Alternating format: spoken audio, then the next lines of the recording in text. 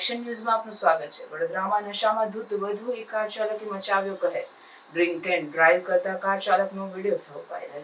વડોદરા શહેરના અલકાપુરી વિસ્તારમાં શનિવારે મોડી રાત્રે નશામાં ધૂત એક કાર ચાલકે પોલીસ કમિશનર બંગલો સામે જ બેફામ કાર ચલાવીને લોકોના જીવ જોખમમાં મૂક્યા હતા।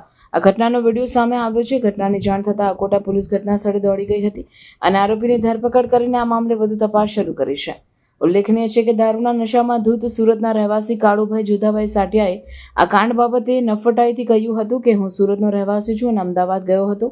અમદાવાદથી નીકળ્યો હતો ત્યારે રસ્તામાં ચાલુ ગાડીમાં જ દારૂના 4 પેગ લીધા હતા। શનિવારે મોડી રાત્રે અલકાપુરી ગરનાળાથી લઈને રેસકોર્સ રોડ તરફ ફિલ્મી દ્રશ્યો જોવા મળ્યા હતા।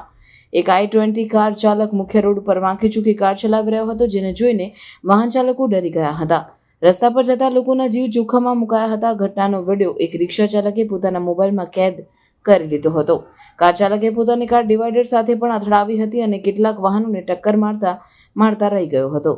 પોલીસ કમિશનરના બંગલા સામે કાર ઊભી રાખી ઝઘડો કરવાનું શરૂ કર્યું। આ સમયે કાર ચાલકે વડોદરા શહેર પોલીસ કમિશનરના બંગલા સામે કાર ઊભી રાખી હતી અને ત્યાં લોકો સાથે ઝઘડો કર્યો। બનાવની જાણ થતાં જ અકોટા પોલીસ ઘટનાસ્થળે પહોંચી અને આરોપી કાળુભાઈ જોધાભાઈ સાટિયા ની ધરપકડ કરીને પોલીસ સ્ટેશન લઈ ગઈ હતી, જ્યાં તેની સામે પ્રોહિબિશનનો ગુનો દાખલ કરવામાં આવ્યો છે।